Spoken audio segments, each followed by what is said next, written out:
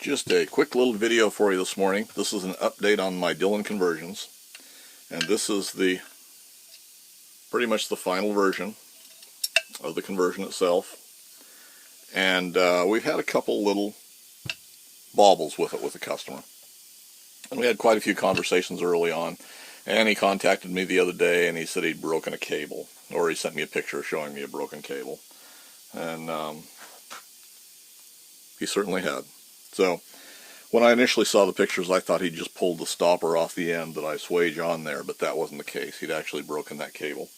And this is that conversion right here.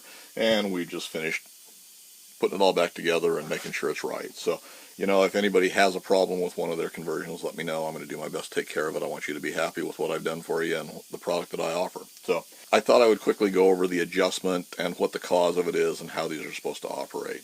Now, anytime you change a product or anytime you make modifications to a product, whether it's a piece of reloading equipment like this, whether it's a gun, no matter what it is, you know, everything you do is going to affect something else. So back to the same old thing of every action has an equal and opposite reaction type of thing. That's just the way it is in the world. So what had happened with this is it was actually out of adjustment, and we had a little bit of a confusion early on about proper setup and operation of it. Now, I try and set these up so they're ready to go for you when I ship them out, and that's one of the reasons I only sell these when they're, you know, ship your swager into me, and we'll put them together. And if you haven't seen this conversion before, well, I'll put a link up above to earlier videos, and I'll actually put a link down in the description taking you to the website so that you can see what that is and what's going on with it. So the problem with this one was the setup on it, and like I say, we had some confusion early on, so there was a couple issues that we had to work out, which is fine. And he'd ran it for a while and then broke this cable. So anyway, I said ship it back in, we'll take care of it. And now he's all together. It'll go back in the mail tomorrow and back to him. So anyway, he shipped me some cases with it this time, and we'll run those through. But what the problem was with this was it was just out of adjustment. And when this was, you know, in Dillon's original configuration, and this is a great product, otherwise I wouldn't be screwing around wasting my time trying to modify it. But it's an original configuration. The way I ran mine for years was I had a hardwood base underneath it and just another piece of hardwood on the bottom, so that I had basically a T. If you looked at it from the end, I could set it in the bench vise, and that's the way I operated it. Before the conversion's done, this is, now it's spring loaded, but the swaging pin floats free. It sets in a detent up in this position. The stripper plate floats free, and there's a little alignment pin down here, or guide, this little gold crossbar. It's spring loaded and it free floats. So when you put your case on, you run it back down, and whether you realize it or not, you're adjusting that as you go along, as you swage these cases. So with these modifications, we've narrowed that window. It's kind of taken away most of that feel adjustment to get it to operate properly. So what happens with this is when you run the handle down, we pull the swager back out of what would be the primer pocket in the case. Let me move this down here so we can actually see what's going on. So the way this would actually operate is, if we were empty, we would pull this down. You would put your case on. When you let it back up, it's going to align underneath the swaging pin, and you're going to apply your swage onto the crimp right there. When you run the handle back down here, the swaging pin is going to go back up because it cams on an eccentric right here. Usually it's stuck a little bit into the primer pocket of the case, so this stripper plate, which is normally floating here, or originally floating here, will strip that case off of the pin, and then it will open back up.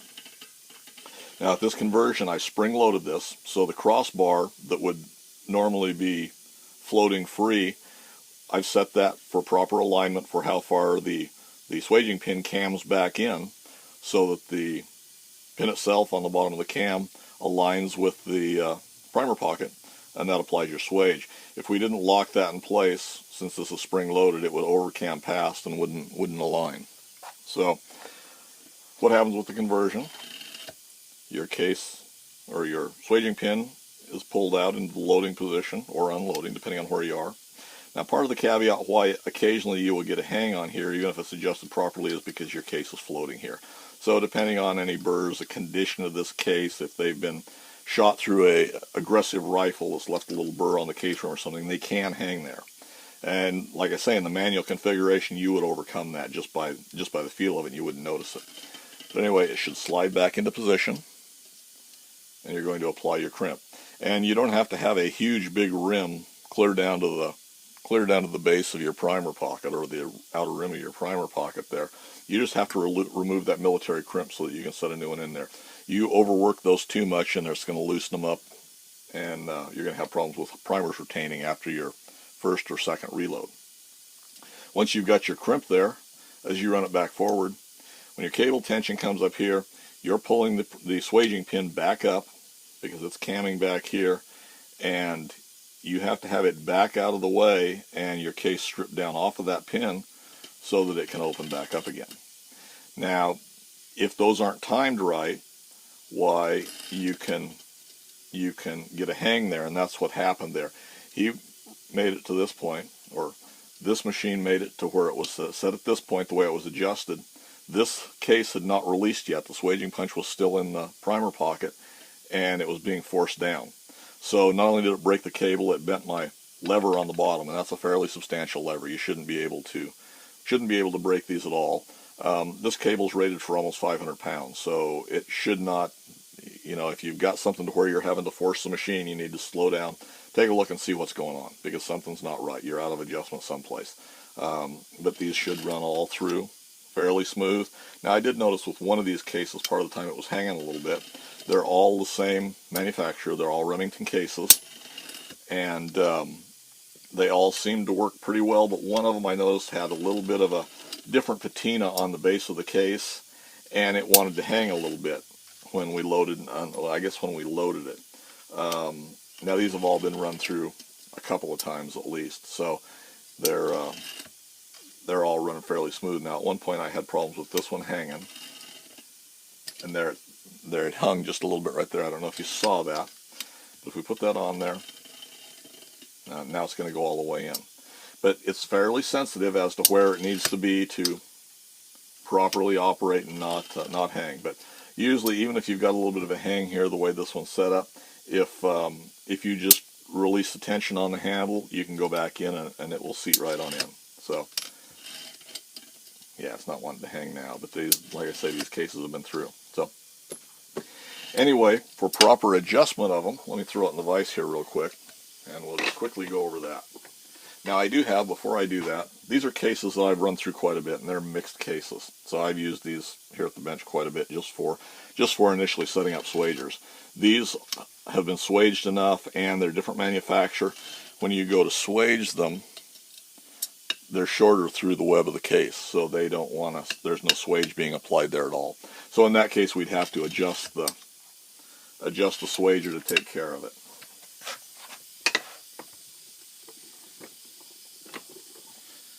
An adjustment on this is pretty simple. Wrench and an Allen wrench should take care of all of it, although I'm not going to change the adjustment. Adjustment on this is very simple. The later model swagers have take an Allen wrench in the bottom to adjust the swaging punch. The earlier ones had a slot in them. They had a screwdriver slot, so you can just take a screwdriver slot in there. You're going to take your wrench. You're going to put your Allen key in, and that will tell you where you're initially adjusted right there, and you can use that. You're going to loosen your Allen wrench. You're going to make very fine adjustments left to right. If you need more crimp, you're going to do it clockwise. If you need less crimp, you're going to counterclockwise your Allen wrench. You're going to hold it in position, and you're going to snug this down. Now, the only caveat here that you have to be aware of is if you try and tighten it down, you may very well want to move this lever back over, and it will interfere with the sides of your casting one way or the other. So you have to make sure that your lever here is aligned and will clear on both sides of your casting there. What I'll normally do is take a small screwdriver or even my Allen wrench, just set it in there, and I can use that to hold position of that bar, and then give just a little bit more torque on your wrench to make sure it doesn't come loose. Don't get real aggressive on this nut. What we've done is we've added this 1/8 inch in between here, so you don't want to take a chance on stripping it out. I don't really think it's an issue, but just be aware of it. And that's all there is to it. So that's adjustment and setup and operation of this little Swager conversion. You know, if you have any problems, questions, shoot me an email, and I'm more than happy to try and take care of you as best I can. As I said before, I want you to be happy with any products I offer, and we'll do our best to make sure everybody's satisfied. If you've already got one of these conversions, or if you're contemplating getting one, this gives you an idea of the operation, tells you adjustments if you need to make any adjustments, and hopefully you found that a little bit useful. If you are sending in your Dillon for conversion, send me a half dozen or so cases that you are going to be swaging. That way I can hopefully adjust it pretty close to what you need to have it adjusted to for your cases, because there is variation between cases. Also, I've had a few guys send in their conversions in the original Dillon box. If you want to keep your Dillon box, I suggest you not do that.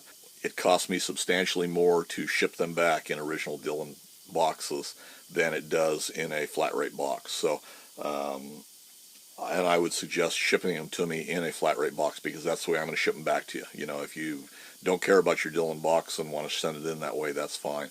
But if you want to keep your original packaging, which some guys do, some guys don't, but if you want to keep that original packaging, don't ship it in with your Dillon to me, because I'm not going to ship it back the same way. And what I've discovered is all of those Dillons that were shipped to me so far in the original packaging, usually they're beat to crap inside that box.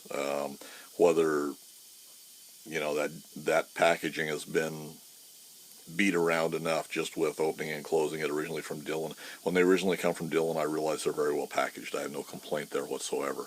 But the Dillons that I've received to convert over, the inside, the way they're set up to hold them stable, they're just all beat up. Whether the post office is beating them up or whoever the shipping company is beating the crap out of that as they ship them, or what the deal is, I don't know. But I'm no longer going to ship them back to you in that original Dillon box. They're going to come in a flat rate box through the post office. So just be aware of that. And comments or suggestions, leave them in the comments section for me below. And thanks for taking the time to watch, guys.